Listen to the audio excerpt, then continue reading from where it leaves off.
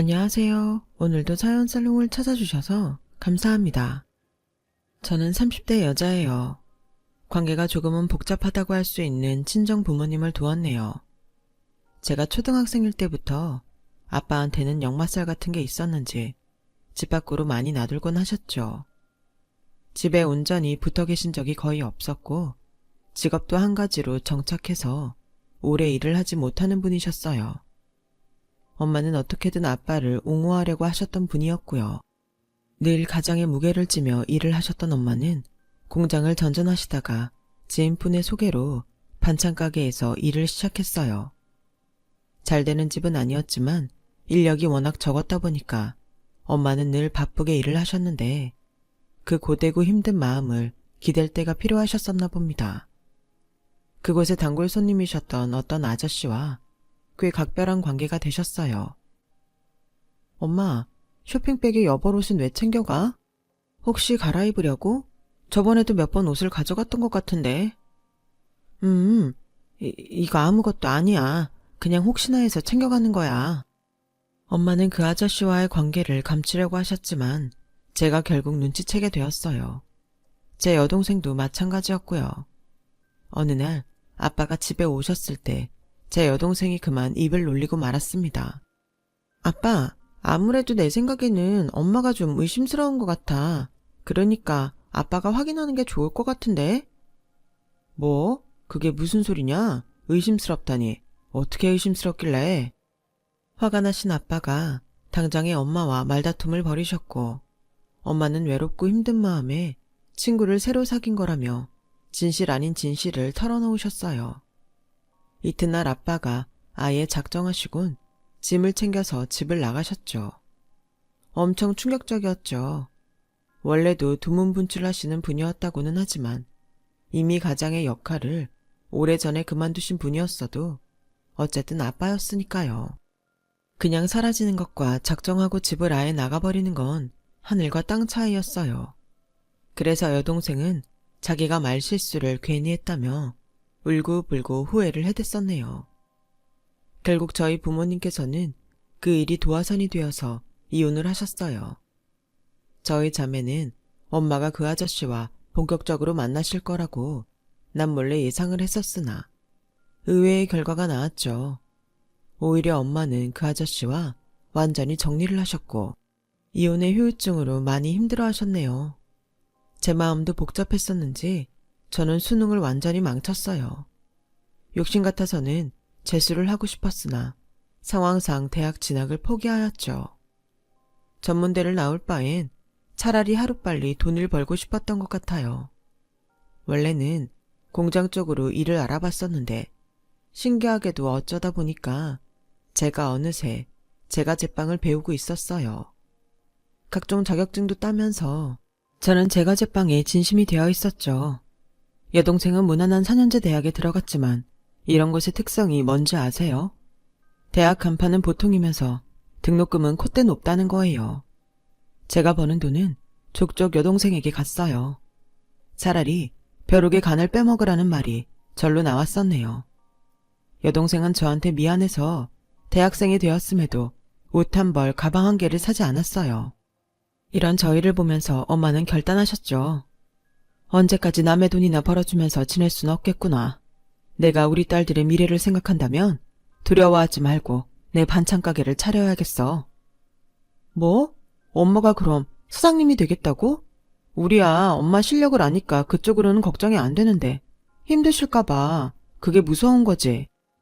정말로 무서운 건 이대로 주저앉아 있는 거야. 이렇게 못나고 어리석은 엄마를 둔 죄로 너희가 고생하는 것 같아서 늘 미안하구나. 내가 반드시 가게 차려서 일 한번 내볼 거야. 엄마가 큰 결심을 하셨고 대출 받고 발품을 팔아가며 가게를 차리셨어요.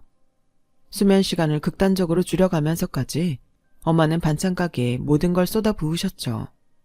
여동생이 틈나는 대로 일손을 거들었고요. 초반에는 장사가 거의 안 됐어요. 하지만 정성은 통하는 법이라고 하던가요. 3개월이 지나면서부터 단골들이 생겨났어요.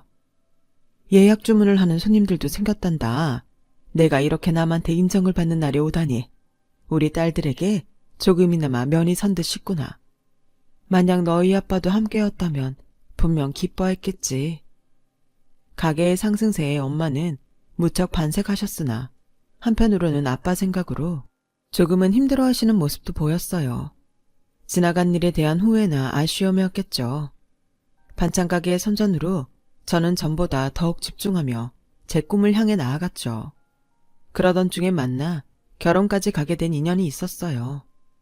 정말 우연히 다리가 놓아져서 안면을 트게 된 사이였는데 만나다 보니까 친해졌고 사귀게 되었어요. 그러다가 나중에는 결혼 얘기까지 나왔던 것이고요. 이 과정이 결코 녹록하지는 않았답니다. 제 배경은 별로였지만 남편은 의사였으니까요. 처음 만났을 때 남편이 의대생이었는데 공부와 씨름해 가며 지내던 때에 제가 옆에 있어줘서 당시 남편한테는 큰 위안이 되었다네요. 먼저 사귀자 한 것도 결혼 얘기를 꺼낸 것도 남편이었어요.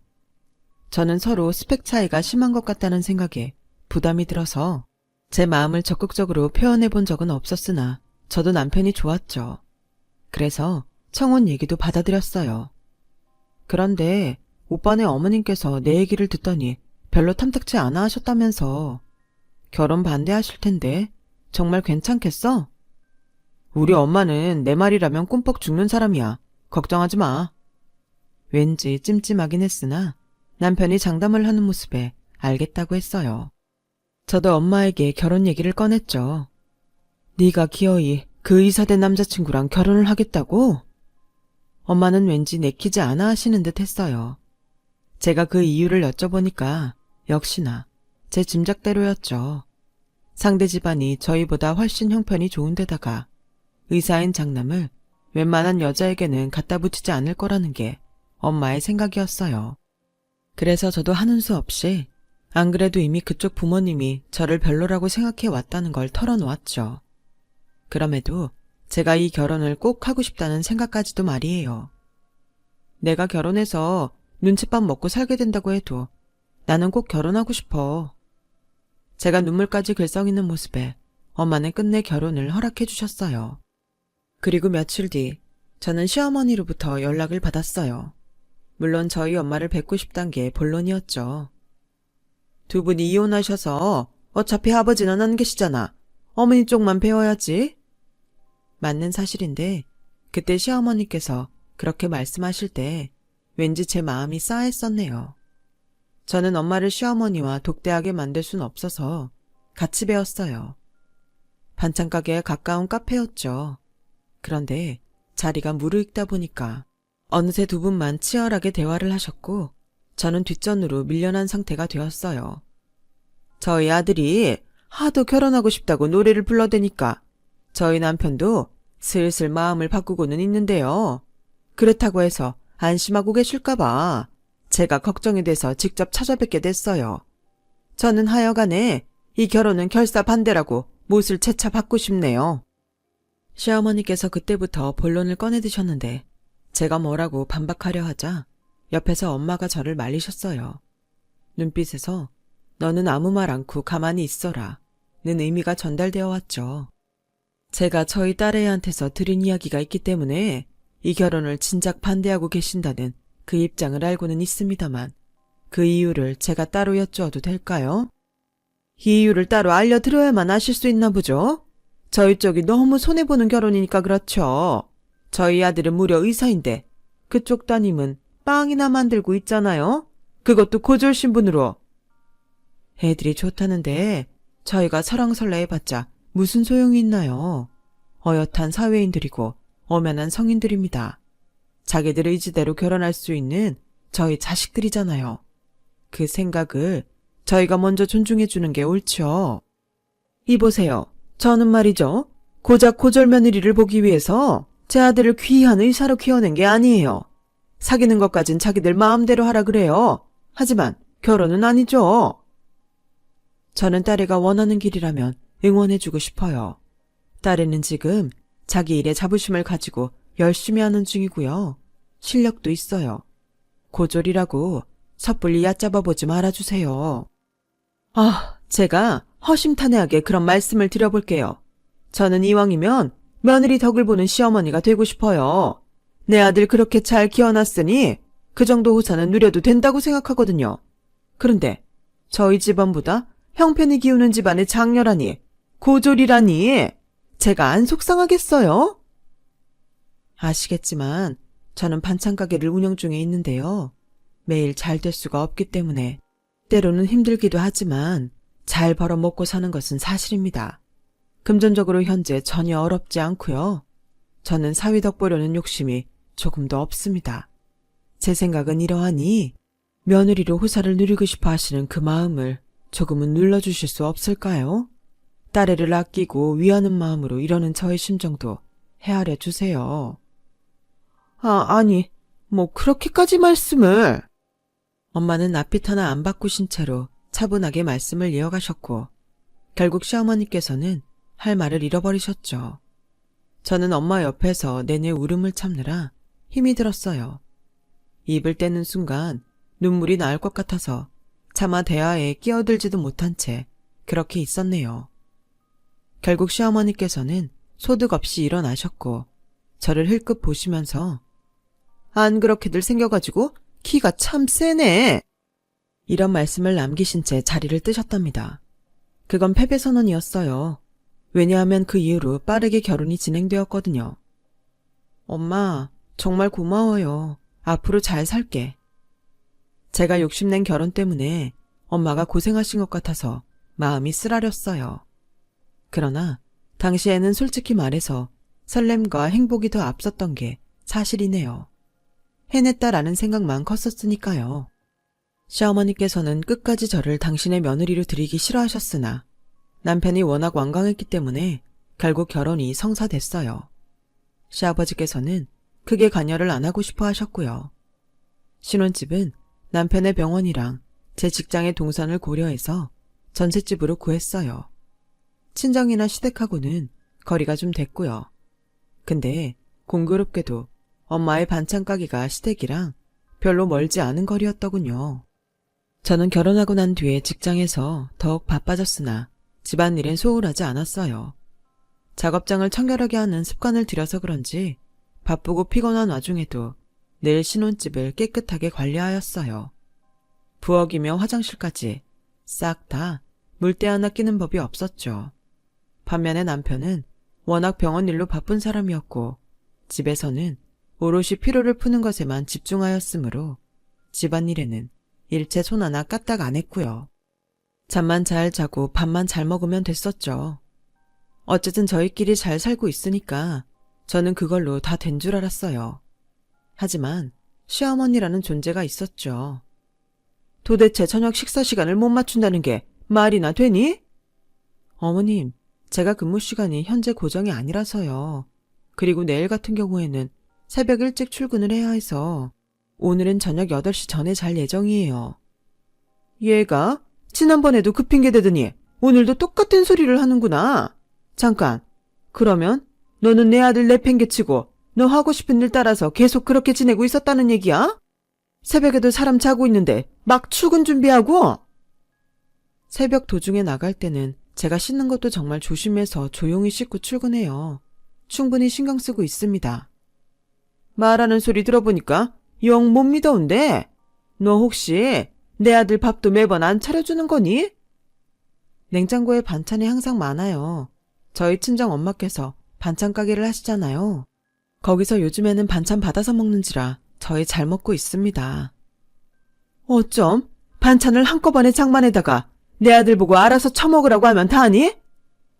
이것 봐라. 내 아들이 잔반 처리반이야. 아니에요, 어머님. 오해하시는 거예요. 지금은 일주일에 1번에서 2번씩 반찬을 받아서 먹고 있어요. 종류별로 다양하고요. 저희 친정엄마가 특별히 신경 써주시는지라 정말 든든하게 잘 먹는 중이에요. 건강식이고요. 제가 구구절절 설명을 해드린 끝에야 시어머니께서는 화를 죽이셨어요. 엄마가 하도 고집을 피우셔서 반찬을 받아먹고 있는 중이었거든요. 남편이 저희 엄마표 반찬들을 너무 좋아하는 바람에 저는 이제 안 받아먹겠다고 엄마한테 말씀을 드릴 수도 없는 노릇이었네요. 특히나 저나 남편이나 바쁜 시기를 그때 보내고 있었는데 직접 요리할 여력이 부족했으니까요.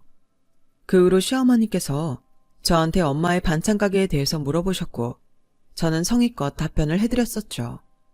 그런데 이게 저의 실수였던 거예요. 몇 달 뒤였어요. 병원 동료가 선물로 건강즙을 돌렸다면서 남편이 그걸 시댁에 갖다 드리라고 저한테 시켰어요. 근데 오빠, 저번에도 두부만 챙겨드렸는데? 그래서 무슨 말을 하고 싶은 건데? 나는 그냥 우리 엄마도 있다고. 장모님께서는 반찬 만드시느라 다양한 음식을 맛보시잖아. 건강관리 어련히 알아서 하시겠지. 저는 황당한 의견에 섭섭했죠. 제 친정만 등한시되는 거 느껴왔으니까요. 결혼 후에 느낀 점은 제가 철저히 을이라는 사실이었어요. 아무 말 못하고 결국 시댁에 그 건강즙을 갖다 드리러 간 날에 제가 봐버렸던 거예요. 저희 엄마가 시댁에 계시는 모습을요. 정확히는 시댁 앞이라고 해야겠네요. 아파트 통로 밑에 두 분이 계셨고 막 도착한 저만 그 두 분을 볼 수 있는 각도였어요. 엄마가 왜 저기 계신가 의문이었고 바로 인사를 드리려 했는데 자, 여기 3만 원이에요, 사부인. 반찬값은 잘 챙겨주신다고 그러셨던 거 아닌가요? 그래서 지금 챙겨드리고 있잖아요. 거의 한 달이었으니 3만 원 드리면 적당할 것 같아서요. 제가 지급, 계산, 뭐 이런 건 아주 정확하게 하는 사람입니다. 앞으로 혹시 계속 부탁드려도 될까요? 음식 솜씨는 뭐 그럭저럭 쓸만하신 것 같네요. 도대체 이게 무슨 상황인가 싶었어요. 저희 엄마는 3만 원을 억지로 받아든 채 고개를 떨구고 계셨고 그 앞에 선 시어머니께서는 당당하게 팔짱을 끼신 상태였죠. 한 달 3만 원이요? 그럼 하루에 1,000원으로 계산을 하신 건가요? 제가 하루치 반찬으로 못해도 3팩씩은 넣어드렸는데요. 판매가를 모르시진 않을 거라고 생각해요. 어머, 사부인, 융통성 없게 왜 이러세요? 어차피 가게에 늘 있는 반찬들이잖아요. 제가 어떻게 보면 처리하는 걸 도와드리는 셈인 거죠. 하지만 사돈 사이에 무상으로 이런저런 거 오가는 게 보기 좋을 것 같지는 않아서 제가 3만 원 챙겨드린 거고요. 아, 그제야 상황 정리가 되었어요. 시어머니는 저희 엄마에게 매일 반찬을 요구하셨고 그 대가로 꼴랑 한 달 3만 원을 지불하신 거였죠. 그때 제 시야에 들어온 것은 제가 손에 쥐고 있었던 건강즙 쇼핑백이었어요. 남편의 심부름으로 시댁에 전달될 건강즙을 보는데 갑자기 제 마음이 차갑게 식더군요. 이게 다 뭐하는 짓인가 싶었어요. 이렇게까지 해서 영위해야 할 결혼 생활인가? 그만큼 남편을 사랑하나? 질문에 답을 할 자신이 없더군요. 미칠 것 같았어요. 착잡하게 있던 제 귀에 엄마의 목소리가 다시 들려왔죠. 저한테 퇴근하는 길에 매일 여기 들러서 반찬을 주고 가라 하셨죠. 반찬 종류는 다양하게 부탁한다 하셨고요. 한 달 동안 5만 신경 써가면서 발에 땀나게 움직인 대가가 3만 원. 솔직히 지금 심경이 좀 복잡합니다. 엄마의 말에 제 억장이 무너져 내렸어요. 이런 일들이 있었다니. 복잡한데 그래서 뭐요? 저희 같은 집안에 감히 며느리로 들어온 고졸 딸내미 생각해서라도 사부인께서는 판단 잘 하셔야죠. 아, 그건 그렇고 어제 계란말이는 좀 퍽퍽하더라. 시어머니 깔깔 웃는 소리가 귀에 들려온 순간 저는 싸늘하게 식어버린 가슴으로 모습을 드러냈어요. 작작하시죠, 어머님? 너무 추하시네요. 깜짝이야. 네가 지금 여기 왜 있어? 아, 사부인께서 이거 일부러 의도한 상황이죠? 참나, 얄팍한 수 쓰기는. 어머님, 개소리 마세요. 저는 여기 오고 나서야 엄마가 계시는 걸 알았는데요. 반찬 이야기도 지금 처음 안 거고요. 제 등장에 깜짝 놀라셨던 엄마는 이어진 제 언행에 더욱 기겁하셨죠. 하지만 시어머니보단 안 놀라신 것 같았어요. 저를 보는 시어머니의 안색이 금세 파리해졌으니까요. 너, 니까지게? 나한테 어디 건방지게 말을 그따위로 해대? 머리에 든 것 없고 능력 없는 고졸 주제에 내 잘난 의사 아들 채가니까 아주 기세가 등등한가 보지? 내가 너 이럴 줄 알았지. 근본 하나 없는 못 배운 천한 집안 내가 처음부터 알아봤기에 반대를 했던 건데. 그러게요. 반대를 좀 더 열심히 해주시지. 어머님의 노력이 부족했기 때문에 결국 결혼까지 왔던 거잖아요. 따지고 보면 어머님의 탓이 크네요. 너 아주 미쳤구나. 앞으로 내가 시집살이로 목이 졸려봐야 정신을 차리겠니? 어디 감히 시어머니한테 며느리가? 너 당장 무릎 꿇어.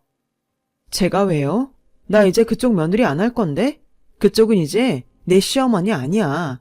반찬값도 내기 싫어서 구질구질하게 구는 볼성사 나온 아줌마일 뿐이지. 뭐? 그쪽? 아줌마? 아이고야. 시어머니, 아니 아줌마는 뒷목을 잡고 쓰러지는 신용을 하였고 저는 어리 빠져있는 엄마를 잡아 끌었어요. 엄마, 우리는 이만 가자. 저 아줌마가 쓰러지든지 말든지 알아서 하게 놔두고. 무슨 정신으로 친정집까지 갔는지 모르겠어요. 마주보고 앉아서 많은 대화를 나누었는데도 엄마도 저도 끝내 눈물바람이었죠. 그 아줌마가 부당한 요구를 하는 걸 엄마도 알고 계셨지만 제 결혼 생활이 평탄하길 바라셔서 꾹 참으셨대요. 그리고 그 아줌마가 반찬값은 잘 챙겨준다는 말을 했었기 때문에 엄마는 철석같이 그걸 믿었던 거고요. 그런데 사람을 모욕한 거죠. 그동안 참 속상했었는데 그래도 널 생각해서 참았지. 하지만 지금 보니까 숨긴 게 내 잘못 같구나. 면목이 없어. 엄마가 왜 사과를 해? 미안해하지 마. 그리고 아까 들었죠? 나 이혼할 거야. 엄마가 이런 멸시를 당했더니 더 이상 그딴 집안의 일원으로 살기 싫어. 뭐? 아까 홧김에 한 소리가 아니었던 거야? 하지만 네가 어떻게 이 결혼을 했는데? 너 설마 윤서방이랑 행복하지 않은 거였니? 엄마한테 차마 티는 못 냈지만 맞아. 별로 행복하지 않아. 내가 그렸던 결혼 생활과는 많이 다른 현실이거든. 헛된 망상을 하면서 이상한 꿈을 꾸고 있었던 것 같아. 이제 꿈에서 깨어나야지. 깨어나서 우리 가족한테 더 잘하면서 살래. 한순간 감정에 치우쳐서 억지로 결혼까지 했던 거. 엄마한테 정말 죄송해요. 이런 딸이라서 미안해. 앞으로 더 잘할게. 내가 박복해서 네가 나를 닮아서 너마저 이혼이란 걸 하게 되는 것 같아서 엄마는 정말 어떻게 해야 할지 모르겠다. 하지만 네가 진정한 행복을 찾아서 너를 위한 선택을 내렸으면 해. 그간 소가리를 해오신 엄마한테 이루 말할 수 없을 정도로 죄스러웠어요. 저는 남편한테 이혼 선언을 했죠. 너 정말 웃긴다. 네가 뭔데 나한테 먼저 이혼을 하자고 그러는 거야? 그런 말은 해도 내가 하는 거야. 오빠는 역시 나를 자기 비위 맞춰주는 편한 사람 정도로만 보고 있었나 보네. 이런 순간에도 그딴 헛소리나 하는 걸 보면 말이야. 잔말 말고 이혼하자. 나에 비해서 오빠가 더 잃을 거 많은 사람인 거 알지? 괜히 이상한 소문나는 꼴 보고 싶지 않으면 순순히 이혼하자고. 남편이 붕괴하였지만 오히려 그 자존심 때문에 원활한 이혼이 가능했던 것 같아요. 제가 고분고분하고 성실해서 마음에 들었건만 정말 실망이라나 뭘하나. 남편은 그런 어이없는 마지막 말을 남긴 채 저와 갈라섰어요. 이 과정에서도 그 아줌마가 끼어들어서 어찌나 시끄럽게 상황을 들들 볶았었는지 몰라요. 어쨌든 깔끔한 합의 이혼으로 마무리됐다니 다행이었죠. 고졸 빵쟁이 주제에 끝까지 으스대기는. 변변찮은 빽 하나 없고 집안도 볼품없는데 고고한 척은 더럽게 잘하네. 내 앞길이 얼마나 볼품없을지 내가 기대해주마. 그 아줌마는 악독한 성정에 걸맞게 저한테 화려한 마지막 멘트를 남겨주었죠. 저는 못 들은 척 무시했어요. 완전히 남남이 된 마당에 기대하기는 뭘 기대해요. 어이없었죠. 하지만 저에게도 일련의 상황들을 겪은 건 정말 큰 타격이었고 마음을 추슬러야 했어요. 엄마도 마찬가지였고요. 바로 그때 아주 놀라운 일이 벌어졌답니다. 결혼식장에서 마지막으로 보고 잘 살 거라고 믿어 의심치 않았는데 이혼이라니 이게 무슨 일이야? 제 소식을 접한 아빠가 오신 건데요. 그냥 오신 게 아니었어요. 저희 가족 곁으로 완전히 돌아오실 요량이셨거든요. 심신이 지쳐 있었던 엄마는 반찬가게 운영에도 벅참을 느끼셨고 그 모습을 지켜보던 여동생이 몰래 아빠한테 연락해서 그걸 다 말했던 거예요. 그래서 아빠는 여동생을 통해 상황 보고를 받고 계셨는데 그러던 중에 제가 이혼을 한다는 소식을 들으셨고 엄마까지 얽혀서 사돈 집안하고 대판 싸웠다는 것도 아셨어요. 예나 지금이나 입이 가벼운 여동생 덕분에 저희 가족은 다시 하나가 되었네요. 참 아이러니하죠. 아빠는 엄마와 다시 대화를 시작하셨고 두 분은 금세 재결합을 원하게 되셨어요. 아빠가 돌아와서 다시 내 식구가 된 것만으로도 놀라웠는데 더한 사실은 바로 아빠가 재력가가 되어 계셨단 점이었어요. 옛날부터 범상치 않은 분이시긴 했지만 주식 투자에 귀재가 되실 거라고는 상상하지 못했네요. 지난 세월 많은 생각을 했다. 우리는 결국 가족일 수밖에 없더구나. 이 사실은 죽었다 깨어나도 바뀔 수 없는 것이었어. 앞으로는 쭉 함께 지내자. 아빠는 과거 엄마의 실수를 지난 시간으로 되었다며 완전히 용서해 주셨고 또 스스로의 지난 과오 또한 엄마에게 용서를 비셨어요. 앞으로 저희 네 식구는 모든 희노애락을 함께하기로 다짐했고요. 가장 먼저 한 일은 본격적인 엄마의 반찬 가게 확장이었어요. 요컨대 아빠의 투자였죠. 보다 공격적인 마케팅을 시도하였고 온라인 홍보와 단체 주문 시스템을 만들어서 규모를 불려나갔어요. 대학 졸업을 하고도 엄마의 일손을 도우며 지냈던 여동생은 부모님과 상의를 거친 끝에 사무 자격증을 몇 개 따서 취업에 성공했어요. 여동생이 직장 생활을 하고 싶어 했던 것을 부모님은 꿰뚫고 계셨던 거죠. 엄마의 반찬 가게를 눈부시게 성장시킨 아빠의 다음 타겟은 바로 저였답니다. 저는 빵으로만 외길 인생을 걷고 있었는데 아빠가 그 점을 활용해서 매장을 꾸리라 하셨어요. 네 빵에는 스토리가 있어. 장사를 한다면 분명 잘 될 거야. 일본으로는 목이 좋아야겠지. 나한테 맡겨둬라. 아빠는 저에게 가게를 차려주셨어요. 서울 근교에 대형 베이커리 카페요. 홍보에 큰 돈은 쓰지도 않았건만 오픈 3주차 주말에 테이블 만석을 찍었어요. 빵 나오는 타임을 바로 늘려야 했고 정직원부터 주차 알바까지 일하는 사람만 수십 명이 됐고요. 하도 정신이 없어서 장사가 어떻게 되는지도 헷갈릴 지경이었지만 분명한 건 즐겁단 사실이었어요. 해도 뜨지 않는 새벽에 나와 빵을 준비하면서 하나도 안 피곤하더라고요. 맛있게 먹는 손님들을 보면 마음이 행복했고 이렇게 멋진 공간이 제 가게라는 사실에 가슴이 벅찼어요. 시간이 조금 더 지나자 평일에도 피크타임이면 테이블이 꽉 찰 정도가 되었고요. 그러던 어느 날 정말 아무 생각 없이 바쁜 매장을 점검할까 싶어서 홀을 돌고 있었어요. 셀프바에 냅킨이 하나도 없어서 손님들이 불평하고 있길래 제가 얼른 채워 넣는 와중에 요즘 제일 잘 나간다는 신상 카페는 다르다, 달라. 무슨 이 시간에 젊은 애들이 이렇게나 많아? 다들 일도 안 하나 봐. 세상에 장사 잘 되는 것 좀 봐. 익숙한 목소리가 들리는 게 아니겠어요? 제가 긴가민가 하면서 냅킨을 채우며 옆쪽을 바라봤어요. 그러자 바로 옆 테이블에 자리 잡고 있는 아주머니 무리가 보였죠. 총 4분이었는데 한 분과는 제가 안면이 있는 사이였어요. 어떻게 알아보지 못할 수가 있겠어요. 그분은 다름 아닌 전 시어머니였으니까요. 제가 너무 기가 막혀서 저도 모르게 헛웃음을 쳤는데 그러자 그쪽에서 저를 쳐다봤어요. 허라? 너 여기서다 보네? 그래, 잘 살고 있었니? 열심히 사는 것 같네? 전 시어머니인 그 아줌마가 저를 발견하자마자 아주 즐겁게 비꼬았죠. 일행분들도 다 저를 주목했고요. 네, 안녕하세요. 오랜만에 뵙네요. 너 여기서 일하나 보구나. 고졸이고 나이 먹더라도 이런 데서는 일을 할 수가 있지. 나쁘지 않은 선택이야. 주제 파악도 잘했네. 그 아줌마가 푹 웃으면서 말을 하자 일행분들은 입모양으로 아, 이혼당한 고졸 며느리? 이런 정보를 주고받으셨어요. 허위가 없더라고요.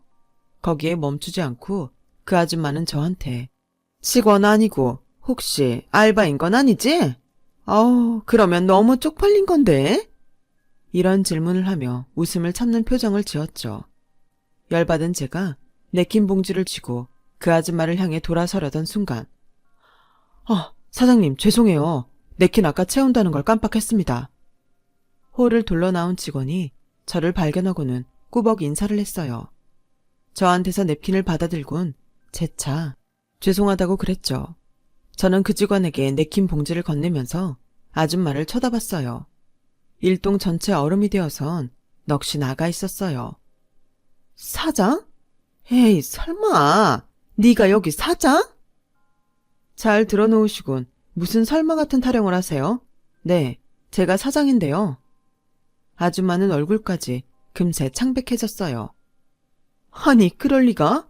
네가 대체 무슨 돈이 있어서 이런 위치에 이렇게 큰 가게를? 궁금하세요? 알고 싶으시면 주문부터 하세요. 인당 3만 원 이상씩 구매하시면 알려드릴게요. 뭐? 인당 3만 원? 날강도 아니야? 글쎄요. 한 달 반찬값을 3만 원으로 퉁치는 정신 나간 무례배도 있는데 저 정도면 준수하죠. 안 그래요, 아줌마? 제 말이 끝나자 아줌마는 화딱지가 난 얼굴로 자리에서 일어났고 그 즉시 현기증이 왔는지 휘청거렸어요. 깜짝 놀란 일행분들이 그 아줌마를 부축하면서도 자기들끼리 반찬값 3만 원? 이렇게 속닥거리는 게 보였어요. 아줌마가 하도 속물이라 숨겼던 건데 사실 저 돈 있고 백 있는 사람이에요. 저의 폭탄 발언에 그 아줌마는 창백하게 질린 채로 가방을 챙기더니 갑자기 출구로 도망갔어요. 하도 매장에 사람이 많이 오다 보니까 정신이 빠져서 걷던 아줌마가 입구에서 다른 사람들한테 치이더니 결국 한 번은 넘어지더군요. 우스웠네요. 아줌마랑 같이 온 일행분들이 저한테 다가와서 전말을 물어보시길래 솔직히 알려드렸어요. 간략하게 진실만을요. 저의 짧은 답변만으로도 충분히 경악하신 그분들은 혀를 끌끌 찼어요. 그거 완전 미친 여자였잖아. 앞으로 상종하지 말자고. 안 그래도 의사 아들 하나 때문에 유세 떠는 거 짜증났었는데. 그 의사 아들도 알고 보니까 병원에서 적응 못해서 이리저리 떠돈다더라. 다들 붕괴하시는 걸 보고 그 아줌마의 인망이 좋지 않다는 걸 알 수 있었네요. 어찌 보면 당연했죠. 충격적인 패배감에 하얗게 질려서 도망가던 그 아줌마를 떠올리면 두고두고 통쾌했어요. 제가 그 이야기를 해주니까 저희 가족들도 신이 나 있고요. 이래서 사람 앞날 어떻게 될 줄 모르는 거고 길고 짧은 건 대봐야 안다고 하는 것 같네요. 저는 지금 남부럴 것 하나 없는 생활 중이에요. 매장도 여전히 순항 중이고요. 제 이야기를 들어주신 분들의 인생에도 통쾌한 한 방이 있으시길 바랄게요. 여러분, 사연 댓글에 응원과 현명한 조언 부탁드려요. 좋아요와 구독은 저에게 큰 힘이 됩니다. 오늘도 좋은 일 가득하세요.